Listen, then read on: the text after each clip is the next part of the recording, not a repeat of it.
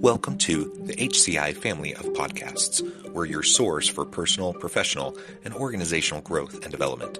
We share our own original research, explore industry trends, and interview executives and thought leaders from across the globe. Join us for practitioner-oriented content around all things leadership, HR, talent management, organizational development, and change management. Maximize your personal and organizational potential with the HCI family of podcasts.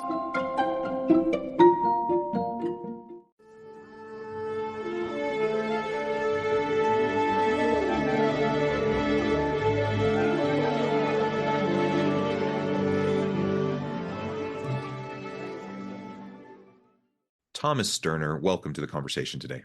Oh, thank you very much. It's great to be here. It is a pleasure to be with you. You're joining us from Delaware. I'm south of Salt Lake City in Utah.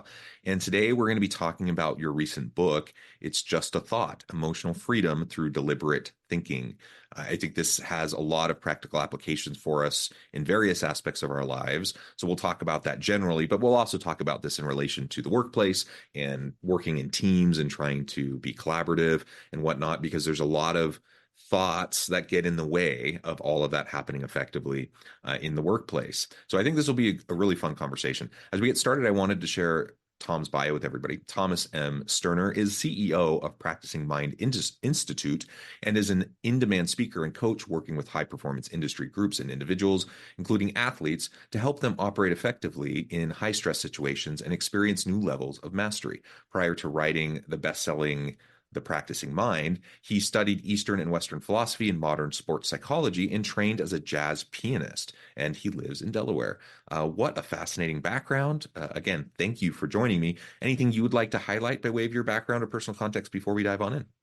Well, the one thing I would say is, as for 25 years, I was a high-level concert piano technician. And the one value of that in terms of what I do is that piano work is extremely tedious and repetitious because there's 88 notes. So everything you do on the piano, you got to do at least 88 times. And then, if you're just doing a tuning on the piano, you have about 235 tuning pins that have to be touched at least once. So the value of that for me was in trying to find out how to train my mind to be on a task for hours and hours, because I would, at a very high level, because I was working for the best musicians in the world on a daily basis, and to stay fully engaged in the process and not feel like, oh my gosh, I can't stand this. When is it going to be done? And I mean, actually to enjoy the process of doing that. So it allowed me to have a really good incubator to work on all of the things that we'll talk about. That was, I think, one of the unusual things about my background. That is super interesting. And we've all been there. We've all been there when we're doing, what some may seem as tedious tasks, and your mind drifts and you're not really paying attention. Of course, that can have all sorts of bad results if you're doing something as precise and delicate as tuning a piano or working on a piece of machinery in a factory or whatever. Like, accidents happen, quality goes down, etc. So, I mean, there's practical reasons for why that's a challenging thing in the workplace, and to be able to have that discipline, I think, is something that is a really nicely developed skill. Well, it was also a stressful environment, because you weren't just tuning the piano, but you were setting up the action mechanism, the keyboard mechanism. And what your listeners have to understand is, at that level, if everything isn't perfect, the performer is good enough that the instrument will fail. They will outplay the instrument. So, and they're not very happy about that when it happens, so, and it also affects the performance and everything. So like I said, you had to do your highest level, best work every time. And so because of that, to be able to get into a place where you weren't thinking like, I just can't wait to get done this so I can go be someplace else. It was really good training, and it was a long time. Yeah, awesome. Well, why don't you start by just really telling us about the why behind this book? Why this book? Why now? Books are a labor of love. They take a lot of time and attention and energy. So yeah, why this book? Why now? Well, I originally wrote The Practicing Mind in the early 90s. It wasn't published until 2005, and that's because I was in the piano technical business. Hmm. I tried to get somebody to look at me, and nobody knew who I was, and they certainly didn't know what the book was about, and they didn't care. Mm.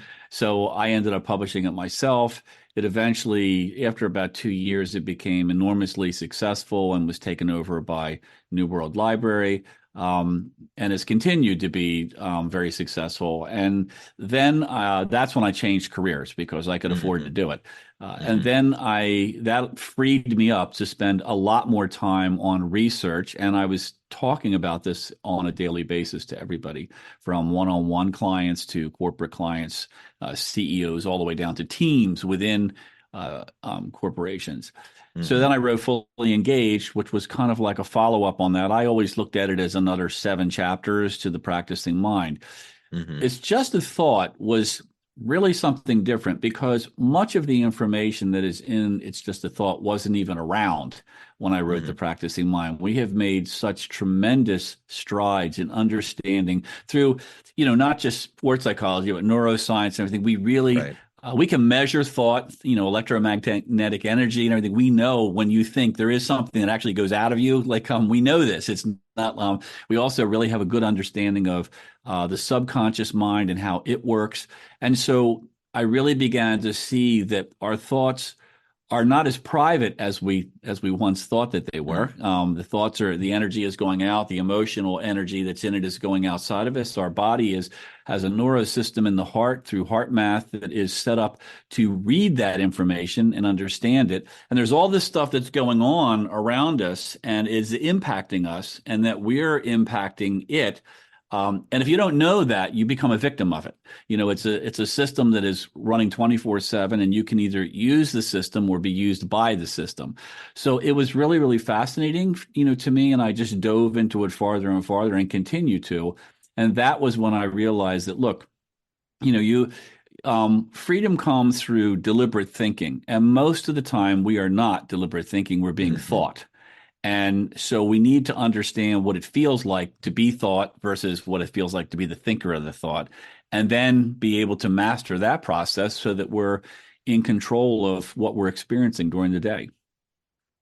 Yeah, deliberate thinking. The opposite of that is really what we end up doing a lot of times, the automated thinking that just starts to happen. It's why you can get in your car and drive, and then all of a sudden, 10, 15, 20 minutes later, you end up somewhere and you don't even remember how you got there, right? We just have so much kind of rote muscle memory, but also just automated thinking where we just naturally do things without, and our mind wanders.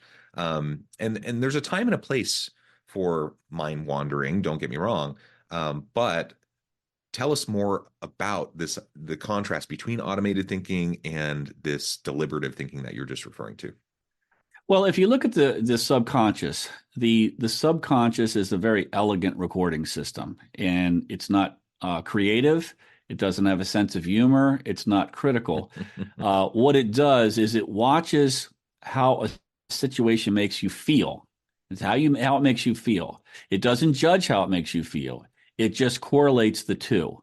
And so, if a situation happens and it makes you upset, the subconscious is always trying to make you happy. So what it does is it says, oh, okay, this is how he or she wants to feel when this situation or one similar to it arises. And so it writes a program for it and it stores it on the hard drive. And then the next time something like that happens, it plays it. And after several rotations of this, it habitualizes it. And the reason, we have habits, habits are extremely effective from a cognitive level. In other words, Hmm. they're sort of like they don't take any RAM up because they're automated and there's no decision making in them. They just a trigger happens and they fire off, and then you repeat the habit.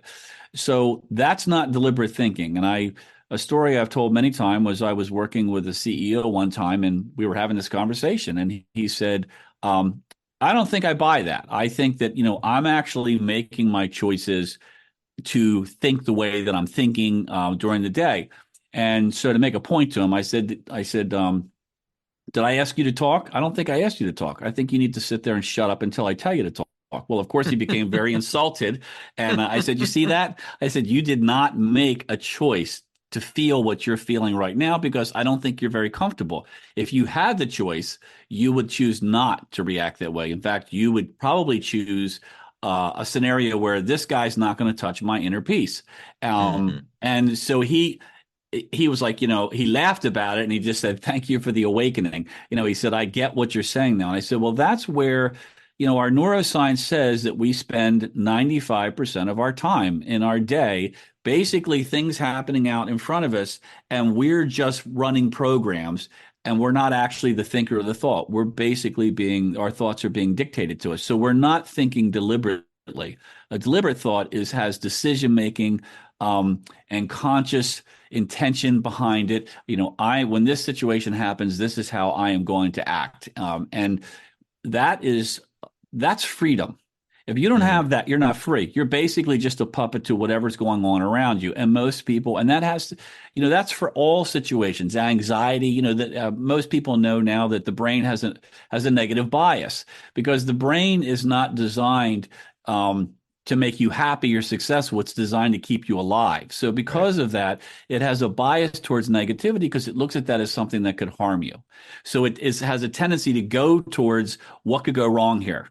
Um, and that's okay, but you're not your brain. Like, your brain is like your laptop. You should be using your laptop to do things for you, not your laptop running you. So the brain should be looked at in that regard instead of the brain being in control. It's doing what it's basically programmed for, but that doesn't mean that you can't override that and train it to be differently. Right. And so, I talked to a child psychologist just the other day, and she was talking about how really it's in those toddler years, the first several years of life, where so much of that programming happens, depending on the relationships you have, how you're taken care of, and a lot of that just automated, like how you respond in different situations, is programmed really early on. Now, does that mean you're a victim to your, circumstances early on in life? Well, no, but it does mean you may have to do the work to uncover trauma or the things that impacted you that way so that you can be more deliberate about reprogramming yourself to uncover those unconscious biases, and to be more aware of what's happening and why it's happening while it's happening to you. That's a process that we all kind of go through. We unpack things, we try to better understand where we're coming from.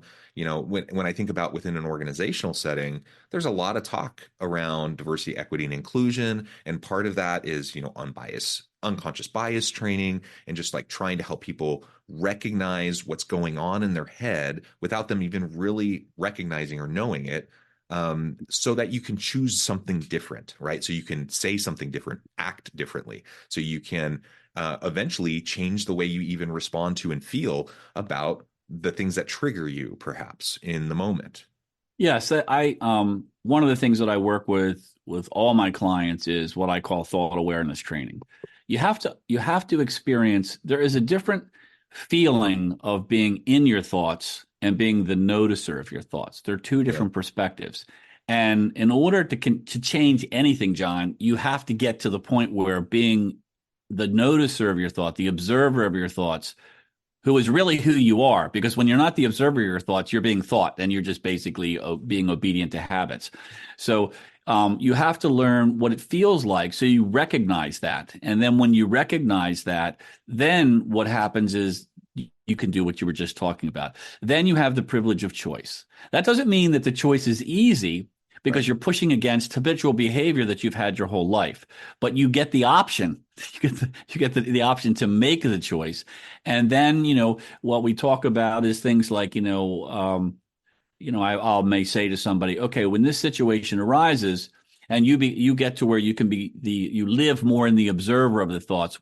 This situation is going to arise. So when it arises, if you could be anybody you wanted and react in or respond any way you want, what does that look like? And I always get, I don't know. And I Mm. said, well, if you don't know, you're not going to figure it out once you're in the throes of the emotional content of the habit. Like, so you need to have something that allows you, first of all, like a rescue mantra is what I call it. Something you say, like, this is when the fun starts. Something like that. As soon as you feel this something has happened and you recognize, whenever that person walks in the room, I always get nervous. Okay, so when that person walks in the room, you need something to shut down the habitual response of anxiety so you can get out ahead of it a little bit and then execute the new procedure. And so I tell people, let's come up with some sort of a rescue mantra so that you can say that, like, you're going down today. I don't care what it is. Whatever makes you feel empowered, that's what you do. You say that, and now you immediately go into whatever your response is going to be. And many times I mention the fact that I'm a pilot and I have a pilot's license, and this kind of procedure is drilled into pilots. In other words, if the engine quits, that's not when you get the manual out and figure out what to do. Like, like when the engine quits, you have two choices. You can be removed and analytical, or you can scream all the way to the crash site. So, basically, if I have an electrical problem, I'm going to do A, B, C. It's all written out, A, B, C, and D. If I feel like there's a fuel starvation, if the engine just up and quits, if the engine runs rough, if communication goes away, all this stuff has a procedure for it. And so you practice that over and over and over again so that when it happens, you just instinctively go into it. And I can tell you it worked extremely well, because when I was learning to fly and I had to solo for the first time, I was really fearful because I couldn't imagine taking this airplane off in three-dimensional space at 100 miles an hour without the instructor sitting next to me. I just thought, like, if something goes wrong, that's the end of me.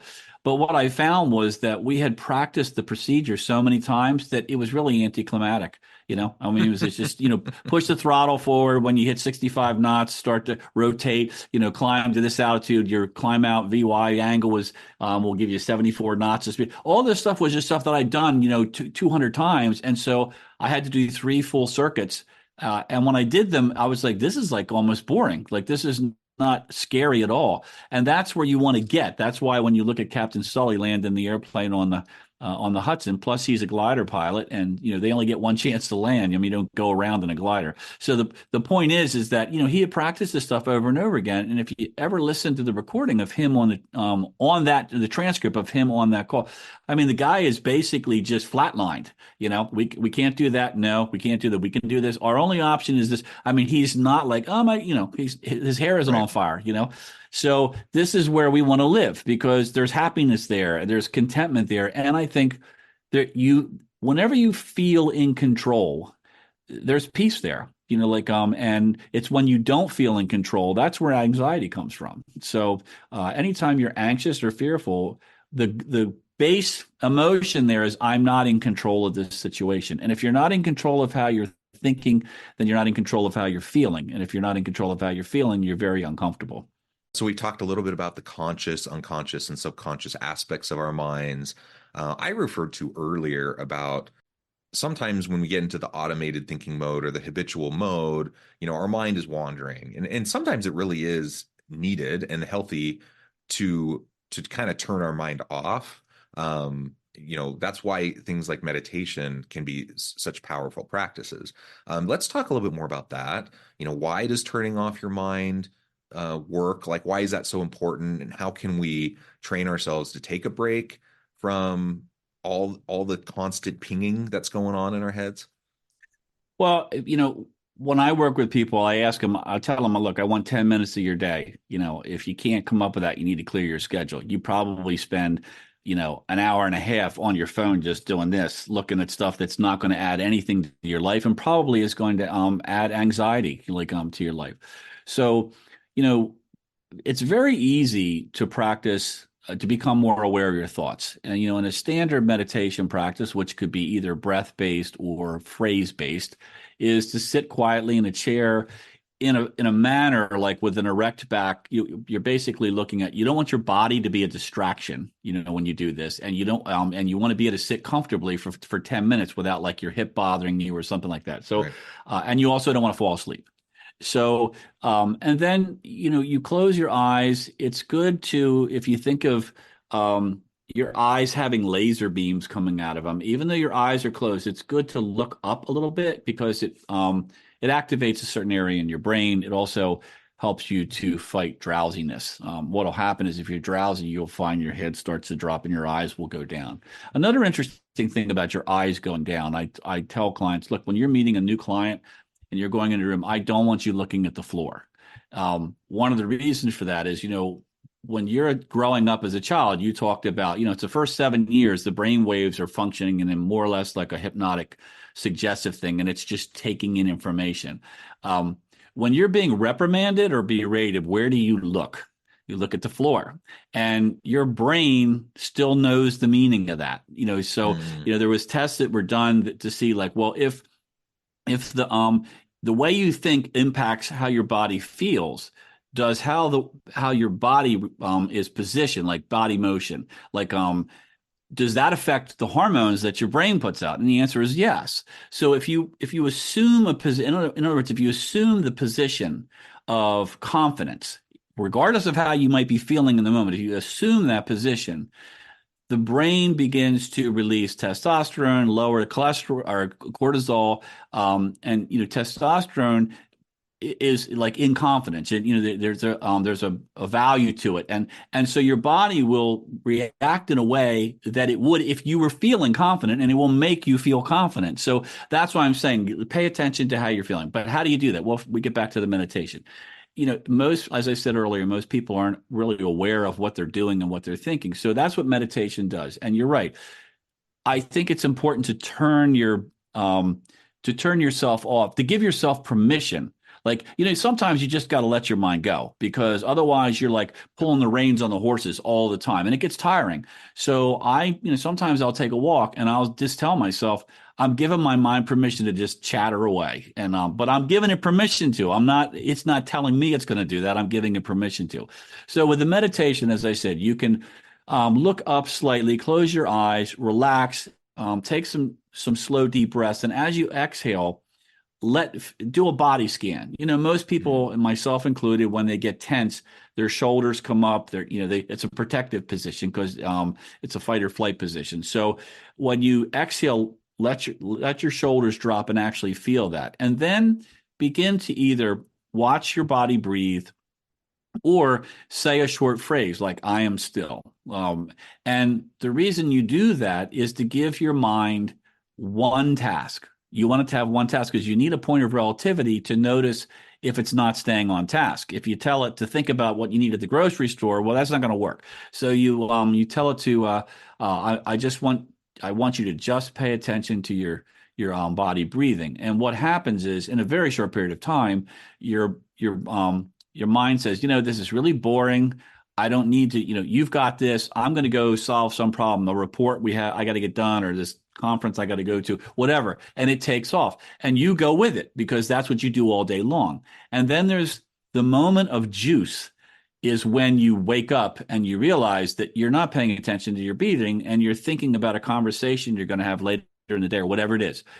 That's where everything happens, John, because that's when you stop being thought and you become the thinker. That's when you anchor with the observer, and it's in that moment. And so it's ironic that people, when they practice meditation, they judge themselves and they say, I'm not good at it because I'm constantly chasing my mind. Well, if you're chasing your mind, you're noticing what your mind is doing. So you are actually doing very well, when you do that. And you have to let go of, this isn't a contest that you're in where you have to get to where you have nothing but your breathing. That's all, because you're never going to be there. The guys in Tibet that are doing it, 7 hours a day, they're still dealing with that. It's just the way the mind works. And so you stop judging and you go, I'm in the practice of doing this.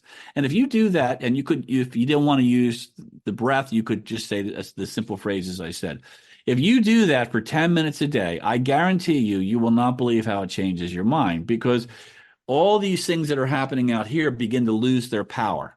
You mm. begin to notice the stuff, and then you have the opportunity to craft a different reaction to certain situations. And we'll call that the difference between a reaction and a response. When an ambulance pulls up, they call them first responders, not first reactors. Like, well, why is that? Because a response has intention, conscious decision making beforehand. It knows this is what we're going to do. When we come up on the scene, this is what we're going to do. And that's where you want to be. You want to know this situation triggers me. So what is my best behavior in this to be who I want in that situation? As I said earlier, if you don't know that beforehand, you're not going to figure it out when you get into the emotional throes of the habit because it's just too strong. So you have to have that. That's a reaction. Like the CEO I said, when I just, barked at him, he had a reaction. He didn't have a response. And so we want to be the responders. A response is deliberate. A reaction is not. Yeah, yeah, super interesting. I note the time, Tom. This has been a fascinating conversation. I would love to continue to pick your brain, but I also need to let you go here in just a few minutes. As we wrap things up, perhaps you can close us off by just sharing a little bit of more what this can be, how this can be utilized within an organizational context. So if I'm a leader and I want, to personally practice more mindfulness, and I want members of my team to do so as well, what are some of the ways that I can promote that, encourage that to drive, the positive outcomes? Well, I think it's important that, and I do work with teams in corporations, and one of the things that that we do is we have a plan. Like with each person, whatever their role is in the company, we figure out, well, where are your weaknesses? Like, what situations do you have? How do you react to them? And we actually write down like, okay, when this happens, this is what you're going to do. And I want you to, I want you to sit in a chair, close your eyes and do it because, they've done studies way back into the 70s with athletes that the brain doesn't differentiate between the physicality of the response and the response in the brain. As far as the brains go, it's happening. The same hormones are released and everything. So you can actually get practice at dealing with difficult situations. And you can get repetitions in, even if you're Mm, not in the situation, because otherwise, the only way you change a habit of behavior is when the habit shows up. So right. you're in this place. Like if you've got if there's certain situations where you don't do well, then you have to wait for that situation to come up so that you can practice working against it. But that isn't the truth. That's the point I'm making is that you can. I think it's very important that people take this aside and say like they have to have an idea. Like I say, ask yourself if there's a situation that either you're not very well focused or a situation where you get intimidated or imposter syndrome or whatever it is. Ask yourself, you got to have a target.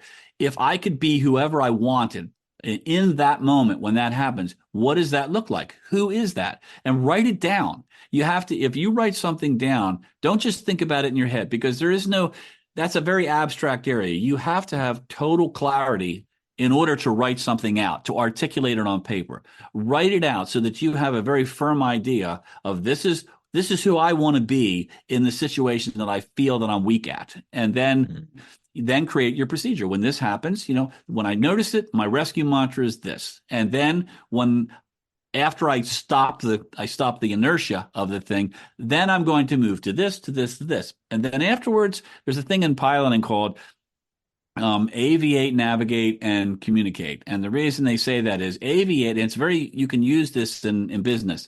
Aviate is fly the airplane first. What happens is if there's a problem, people get distracted by, well, what's causing the problem? And they forget to fly the airplane. And the airplane gets into a dangerous attitude, and many times they're killed. So the very first thing you want is an aviate. Like, how am I going to handle this situation? Who do I want to be? You got to have that.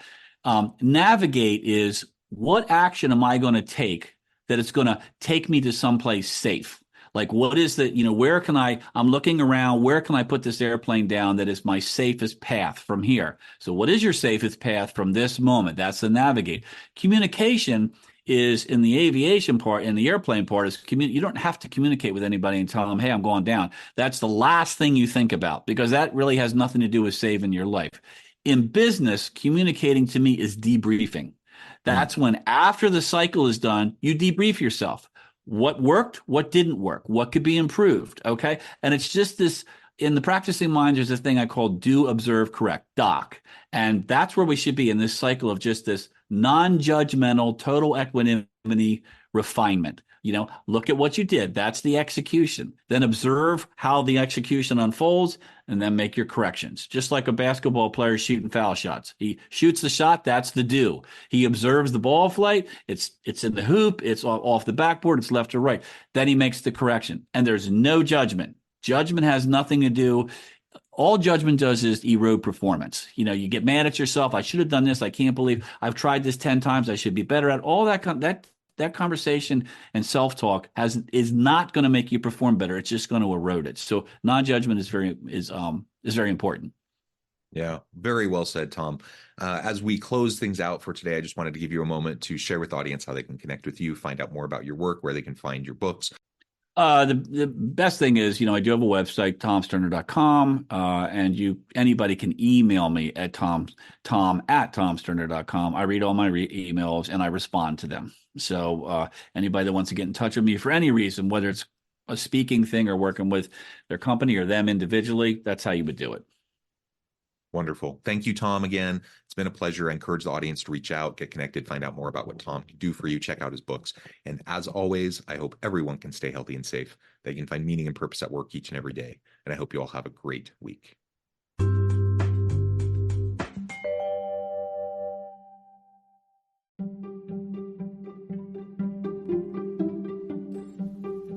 Thanks for joining us for this episode of the podcast. We hope you stay healthy and safe, and please join us again soon.